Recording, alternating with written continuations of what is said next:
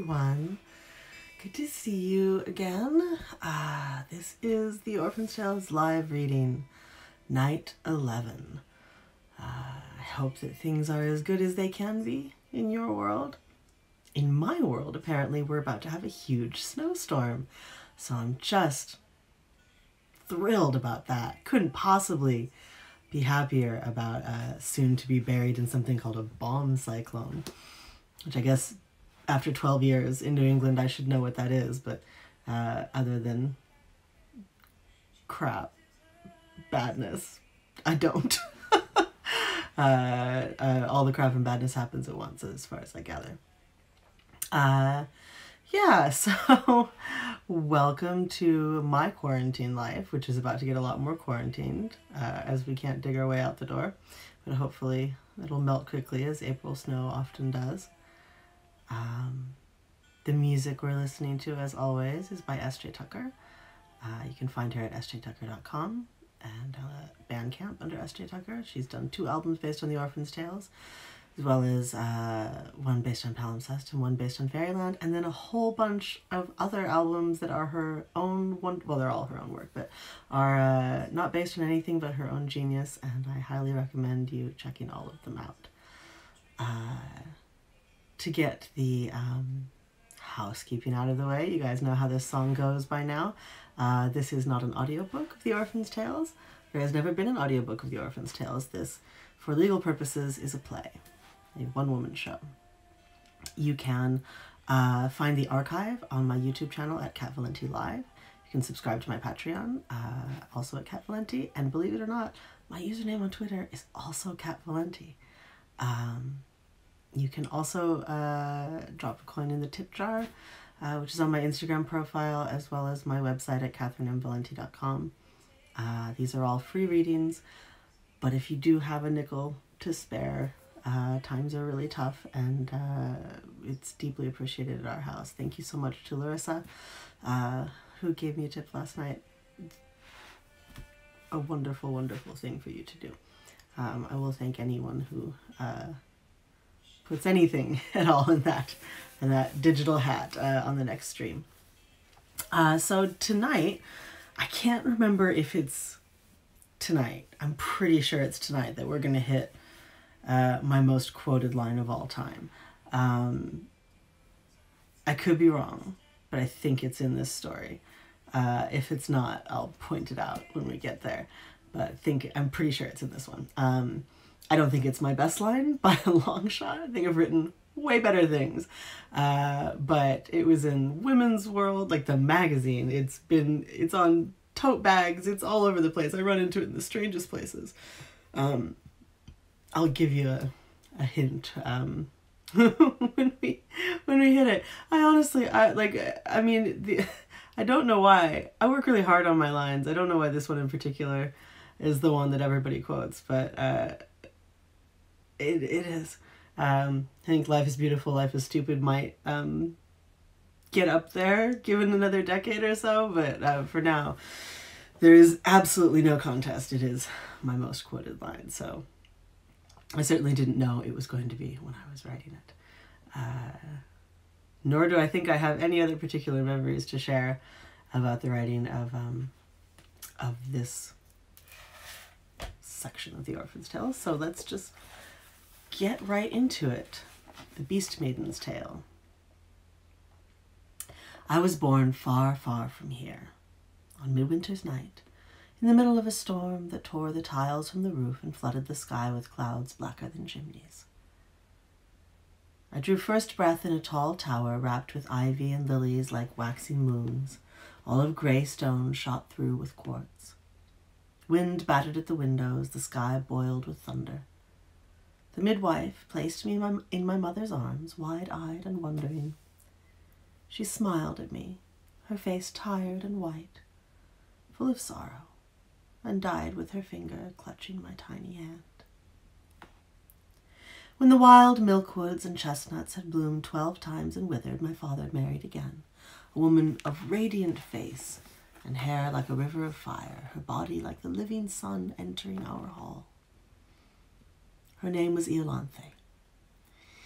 She was a young widow with vast lands and had 2 daughters of her own, Isaura and Imogen, somewhat older than I, each more proud and beautiful than the other. I see you smile, witch. You think you know how these stories go. But they were not like their exotic mother. They were exceedingly dull and stupid, their only worth lying in the golden shades of their practiced curls. They were little golden birds, chirping and empty-headed, always together, clutching each other's little pink hands. I quickly became my stepmother's favorite, quick and clever as I was. She was an imperious woman, and my father obeyed her every whisper as eagerly as a colt its master. I adored her. Obviously, my new sisters hated me. My only notions of my own mother were stories my father had told me of that last smile, soft and sad. These melted like tea steam in the face of Iolanthe, who blazed so brilliantly, whose laughter lit the chandeliers, whose great dark gown swept majestically along our halls, filling the house as my mother's ghost could not. After a time, it became clear that she favored me even over her own children, who grew purple-faced with hate and envy. For my part, I cared nothing for the simpering fools. My stepmother was my world. She'd enchanted me completely. I took on her mannerisms, became haughty and fierce, but captivating to all. I was the wonder of the palace, my father's pride. I grew up and grew older, more beautiful and wiser, devouring our libraries with delight. I was dark where my stepmother was light, pale as a winter wind where she was rosy as summer dusk. On my 16th birthday, when such things usually occur, a herald announced at every door in the land that the royal wizard sought some worthy young girl as his apprentice, and that all families of suitable blood were to present their daughters at some appointed day and some appointed time. Of course, we were all thrilled as lambs, with a mouthful of alfalfa, each of us certain we would be chosen, and our days filled with riches and power. Iolanthe heard the summons, and her face darkened. She was heavily pregnant then, the black gown rippled loose behind her. She closed the door after the well-meaning herald and forbade all 3 of us to try for the apprenticeship. Instead, she took me up the stone stairs to a high tower, all wrapped with ivy and lilies like waxing moons. She leaned into the heavy door, and it ground open, showing a room now filled with decrepit books and ancient scrolls. Nevertheless, it remained, my birthbed and my mother's deathbed, facing the long tapered window, smooth and cleanly white as though it had never tasted our blood. My daughter, she began, her voice like water over river stones, for so I may hope to call you, my own girl, as though I had given you life in this room where your true mother died. I wish that I had, and saved you those years of loneliness. My own blood, as you know, did not fare so well. She shrugged, raising her eyes to the ceiling with exasperation. They are lovely girls, and I raised them as best I could. Perhaps I indulged them. They will make good marriages to enrich our lands, but though they will be your father's heirs, they can never be mine. That does not mean, however, that I will stand to see them shipped off to a filthy wizard with a collar of iron. Her eyes glinted with fury like campfires on a winter's night. Without tensing or moving from her chair, she made a quick gesture at one of the shelves, and a heavy scarlet-bound volume flew obediently into her long white hand. I gasped, goggle-eyed, and her dark musical laughter filled the air. Didn't you know? All stepmothers are witches. It's our compensation for remaining forever an intruder in another woman's house. That, daughter mine, is an estate lonely beyond description. Even this, she touched her belly warmly, will not earn me peace. It is a son to till the fields and battle infidels, and yet still your mother will be lady of this house, and I only a tenant. Everywhere your mother's shade outranks me. I call you my daughter, and it freezes the air. It angers her beyond endurance, but what can she do, the poor wretch? She is long dead, and I live, daughter, daughter, daughter. She chanted throatily as if challenging the dusty breeze. In this, at least, you can be my true and devoted child. If you want to know magic, I will teach it, and I will teach it without a collar. You can learn the secret things that lie in these volumes and in my own breast. When you are captive in a husband's house, it may pass the time. But why do you object to the wizard? Isn't the magic he would teach as good as yours? Iolanthe ground her teeth. I thought you were a wiser child, Magadan. Did it never seem odd to you that he wants a girl when most will take only students of their own kind, girls to women and boys to men? Or that he wants an apprentice at all when he is a slave, doulios, marked by his collar, as one whose power has been sold, son back to father, as long as there has been any strength in his blood. He can do nothing without leave of the king. They are bound together, and I will not barter away any of my girls to that place. And you are not a slave, a doulios. No, my girl, I am not. And so over the weeks before the appointed day, as the apple groves yielded their musky ciders, I learned from her. Small, halting things. Mostly I read her books. I rarely saw my father or my stepsisters, cloistered as I was in my birth tower, my fingers acquiring the ink stains of a clerk and my clothes growing plainer and less colorful as I tired quickly of the brocades and ribbons that enchanted my sisters. When my brother was born, I stayed in the tower, my hair all dusty and uncombed. They called him Ismail. I took no interest. When she recovered, my stepmother and I spent our hours with heads bent together over concoctions and pleasant trifling charms, and I was happy. I was sure true knowledge would come later. Deep in the blue-tongued winter, the wizard's day came, and I was to meet the payment for that happiness. I hid in the stairwell, as Iolanthe told me, while Imogen and Isara were secreted away in a tall armoire. My sisters held each other in terror, huddled side by side like tender fawns left in the bower by their doe. They did not extend their arms to me, but shut the doors abruptly. I folded myself up under the stairs. We were not to squeak, we were not to sneeze, and she would tell the messenger that her daughters had caught chill and died in the frost. I peeked through the cracks in the wood to watch my stepmother lie for us. But it was no messenger who came, but the wizard himself, his blue and brown robes streaming behind him, his long grey hair twisted, a heavy iron collar hanging round his neck like a noblewoman's jewelry. He seemed not to notice it, and he carried a second one, alike in weight and colour, in his thin, veined hand. There are 3 girls in this house, yes? He said imperiously, looking down his aquiline nose at my stepmother. She bent her shining head in grief. My daughters all perished in the first snows. A chill took this house. I was lucky to keep my child. So many died. Oh, stop it, he interrupted, his voice cutting across hers like a ship slicing through a foamy wave. I don't have time for this. There are 3 children in this house, and if you do not produce them, I certainly can. I can hear 2 of them scratching at that great closet like hungry little mice. Want to come out, hungry mice? Won't hurt you. If you're good girls, I may give you a nice cheese. The armoire cracked open. My sisters were nothing if not curious and stupid. Hesitantly, the golden-curled girls stepped out of their hiding place and clung to each other, staring shyly at the floor. Iolanthe's face showed nothing. She bent even lower, nearly bowing to the tall man. I meant no dishonesty. You must believe me. She wept, and genuine tears splashed onto the flagstones. What I told you was true. The frost took my eldest daughter, who was dearly beloved in this house. I could not bear to have either of my other girls, clever as they are, risk trying for your honors. I could not lose them too. My stepmother actually crumpled into a heap at his feet, crying pitifully and clutching at his boots for mercy. I could almost laugh, but I was not as stupid as my sisters. The wizard seemed to believe her, as he drew her up to her feet again and wiped the tears from her face. There, you're very ugly when you cry. You ought to try not to do it. Let us see about these 2 lambs of yours, shall we?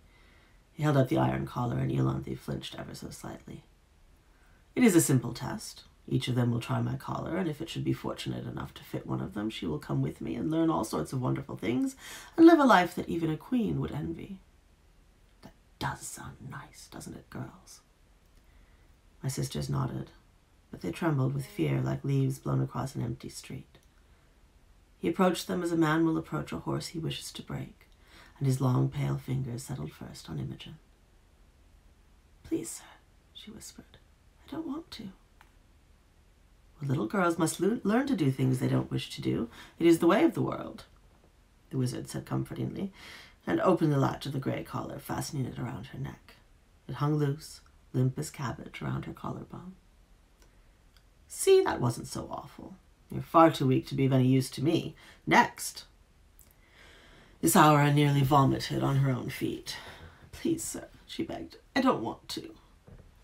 He chuckled and did not waste his breath on an answer this time. He clasped the collar around her slim little neck, soft as a swan's. It was so tight she could hardly breathe, and I saw that the collar was special, that it chose, and not the wizard. For it shrank around my sister's neck like a fist until she cried out and began to claw at it in desperation. With an exasperated sigh, he removed the collar in one swift movement. Let this be a lesson, woman. Lying nets nothing, just as spoons catch no fish. He turned on his heel to go, and I saw relief ripple through Iolanthe's body. But my sister, Imogen, you little viper. My sister cried out after him. Wait! She glanced at Isaura for reassurance, and for a moment seemed to think better of herself. Yes, is there something, little love? Imogen squeaked and could not speak. Isaura let go of her sister's hand and stepped forward as though reciting lessons. Mother lied. Magadan didn't die. Nobody died. She's under the staircase, hiding like a rat. I believe in that moment Iolanthe might have throttled her own child to death. But she did not protest. What protest could she offer? Isaura bounded across the room with glee and threw open the wooden hatch that covered the space under the stairs. Hello, she crowed. How could you? I hissed. We're tired of your airs and your stupid black fingers and your secrets. You are a beastly girl. No one wants you here any longer. Yes, Imogen cried in her piping voice. We hope that horrid collar does fit you and you go away and never ever come back. It's what you deserve. Why? I said, still crouched in my hiding place. You stole her from us, Imogen cried out miserably like an infant bird falling from the nest. She's our mother, not yours, and you took her away. We were happy before you came to this awful place. Now she has another baby. She'll forget us completely. She wept bitterly, but Isaura did not shed a tear. She snatched me by the wrist and pulled me out of the dark, sending me stumbling to the wizard's feet. It was only then that she and Imogen saw their mother's stare, cold as gallows. Imogen cried harder and touched my sleeve imploringly. I'm sorry, try to understand, she whispered. Isaura pushed her aside. Try it on and rot, Magadan, she hissed.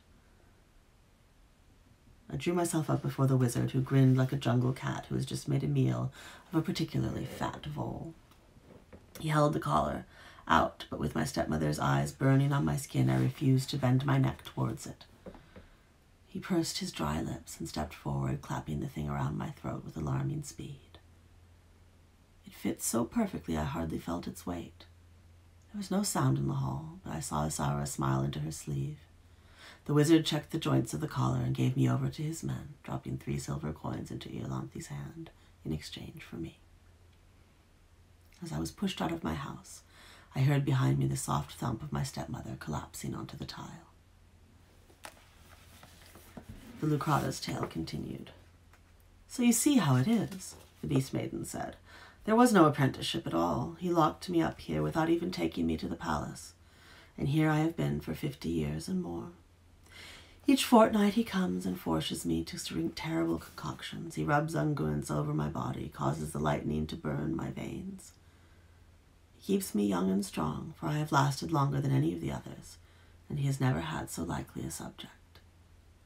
He cannot lose me to haghood. But it is not working, and soon I will be hung on the wall like the rest, and he will begin again with some other maid, and I will be forced to watch her die as they watch me. The witch raised up the maiden's face and smoothed her tears away as though she were erasing a canvas. She smiled at the helpless girl, her face lighting like a midsummer fire. He once held me prisoner to discover the same secret. The old man is obsessed with it, and I escaped. So shall you. Here it is. You ready for my most quoted line? Never put your faith in a prince. When you require a miracle, trust a witch. There's nothing you can do, I protested. She's too far gone. Even I can smell that. Throw her from the tower and put her out of her misery. But the witch only chuckled deep in her throat, the gurgling of 100 mountain streams. I have made it my specialty, beast, to thwart the magic of this particular man. I have grown since our last meeting. He only wallows in the depths of his few filthy skills. She stopped, and her eyes grew sad. I am afraid I cannot erase the beast from you, however. I cannot make you the girl you were. These things cannot be undone once they have gone so far. In the old days it could be done, and easily by any of my mothers before me, but much has happened. I cannot rejoin you to the tribe of maidens, but I can welcome you to the tribe of monsters. You will live. You will be rescued. The beast maiden's eyes grew large with the weight of bitter tears. But without my beauty, what am I? I cannot marry this way. Surely by now my father and stepmother are dead. I am as stupid as the day I left her. In 50 years I have learned nothing that would make her proud of me. This is all I am, a maiden in a tower. And for that sad race there is no salve but a prince hung round their necks like an anchor in epaulets. What else is there for me? Nothing, a voice growled from the shadows. One of the heads curled her lips backward into an O of hate. You're ugly now. No one will have you. You'll stay with us and like it, dog-daughter. The beaked head cawed laughter, smacking her gums. Good for nothing but the circus. Maybe the wife of a farm goat eating garbage in the pen. Queen of the dung flies, empress of monkeys. The heads all cackled together, spitting and snarling. A few simply wept without words. The witch scowled. Don't listen. They're already dead. The wizard gave them voice to torture you. They long ago escaped this place.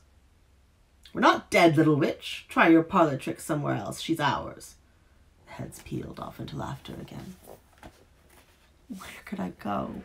Magadan asked pathetically. How could I live?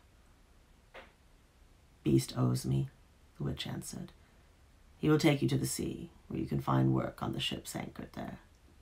Or you can take one to lands far away where no one can follow you. If I'm not mistaken, he thinks you very lovely now. She grinned knowingly at me. Certainly, my dove, I replied with dignity. The fur much improves what I saw from the foot of the tower. I have friends in the seaport of Muran. With me at your side, no one will refuse you. You are one of us now. I assure you we are gentler to each other than the wretched race of maidens. I will watch over you. The woman seemed to acquiesce, her eyes lit like yellow candles. Now, said the witch, you cannot go anywhere, bleeding and broken like a bird who's fallen from her tree. She took the maid's face in her hands, winding her fingers in Magadan's dusk honey hair, and closed her lips softly over the beast girl's mouth. All the muscles in Magadan's tortured body seemed to relax. The wounds caused by the sprouting of her wings healed in a breath, feathers covering her ruined flesh. Her tail became healthy and full, while her fierce claws receded a bit to a civilized length. The fluttering wings at her braid tips melted into the rest of her hair, darkening it to a burnished bronze and thickening the mass into a leonine cascade. Her legs straightened slightly so that she could walk again, though they kept their rounded dough shape, and the fish scales did not disappear from her calves. Her skin took on a rich, even tone, and the stripes on her flesh grew darker, more vibrant, seeming to become their own natural shade rather than a stain on her skin. Magadan was altogether a radiant beast now, her transformation complete, yet forever unfinished. I approved greatly. But the heads howled in loathing and horror, their taunts dissolving into spittle-filled gibberish. As they parted, the two women glanced at each other in triumph and walked toward me hand in hand, ignoring the thrashing heads entirely. The maiden's dear gait would always be strange, like a foreign dance, but she was smiling. The three of us left the tower as swiftly as foxes, emerging onto the snow-dead grass as the tower began to shake with the rising screams from within. The witch never looked back, but gestured carelessly toward the black monolith with her left hand as she and Magadan climbed onto my back. The tower promptly shuddered like a coughing crone and crumbled into the earth. And that's where we'll stop for the evening. Pick up back in the garden tomorrow night. So that was it. That was my most quoted line. Never trust in a prince. Again, I have no explanation for why that should be it. I had 2 women come to a reading of mine in Vermont, and they were holding a copy of Women's World magazine, like the Halloween edition, which had this quote, like in on the first page of it. I mean, they didn't ask my permission, which is ridiculous because I'm very easy to find, and I always give permission. But yeah, I have seen it on makeup palettes. I have seen it on tote bags. I have seen it on t-shirts. I have seen it all over the place. Nobody ever asked my permission. They just put it on there. I guess 2 lines is fair use. But yeah, it's certainly my line that has gotten around the most. Do I have a favorite line? I have tons of favorite lines. Most of them are in Deathless. I really sort of made an effort to write quotable lines in Deathless. But I don't know what my favorite line of mine is, but it's certainly not that. It would never occur to me. I would have forgotten that line long ago if people didn't quote it so much. I don't think it's even in my, like, I wouldn't put it in my top 100. And yet, you never know that if you are an aspiring writer, let that teach you that you never know what people are going to like in your work and what they're not going to like. It is impossible to predict. The lines that you work on for an hour just to get that one sentence right, people will read over like it's nothing. And then a line that you spat out and never thought about again ends up on somebody's purse. It's impossible to predict, and it's that way with whole books as well. I will answer questions if you have questions at this point. If you don't, that's okay too. I will take a sip of this while you guys think whether you want to know anything else. Do I have a favorite tarot pack? Well, you may or may not know that my last full-time job before I became a full-time writer was as a fortune teller. So I used to be a professional at that tarot pack stuff. My husband would tell you that I am a tarot pack hoarder, and I don't think I really understood how many of them I have until he moved in and was like, why do I find every room is just, I find them in nooks and crannies everywhere. So I have an obscene number of tarot packs. When I read professionally, I would use either the Rider-Waite or the Universal Rider-Waite, because I don't like the color scheme that much on the traditional ones. I like the softer palette. Or the Thoth deck, which I also really like, but Crowley's a little, yeah. There's a lot I love. I have a Russian themed one that I really love. I have an Arthurian one I love. I have a sort of medieval illumination one that I really like. But I don't remember the names of those decks. Those are just the themes of them. I probably have at least 30 decks in this house. It's not okay.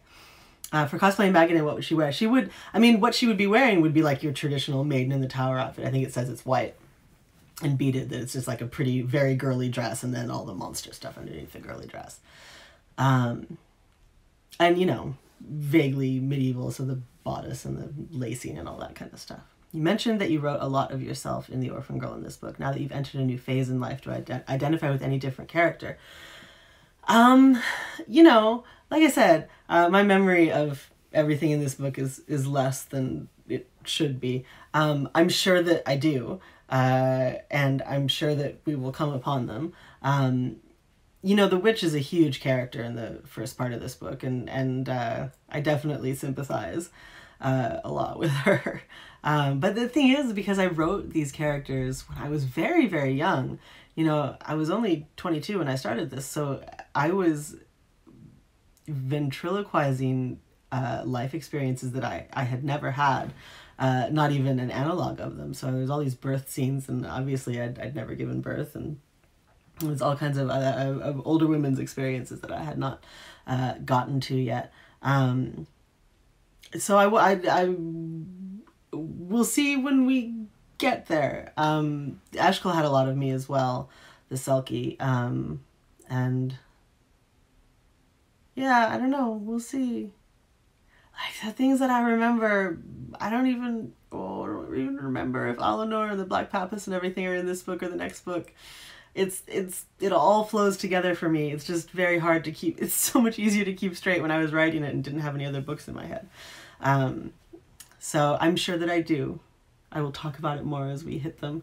But yeah, I couldn't say off the top of my head. Any other questions?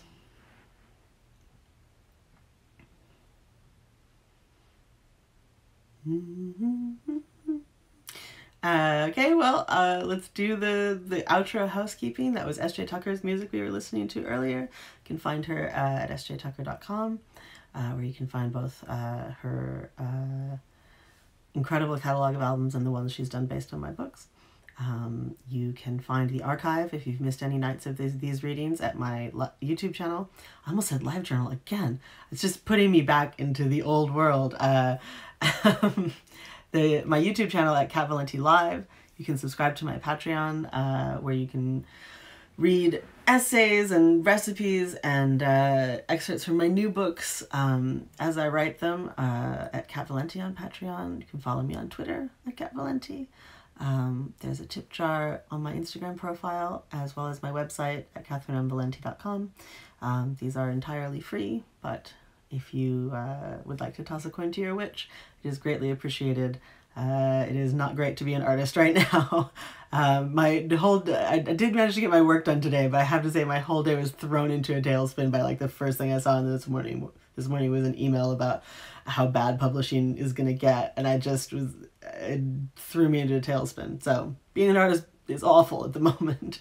So deeply appreciate anything that you can contribute, but if you can't, I understand that times are awful for everyone, and I would prefer you just enjoy these readings and this moment of hopefully connection between the little island in Maine and all of you.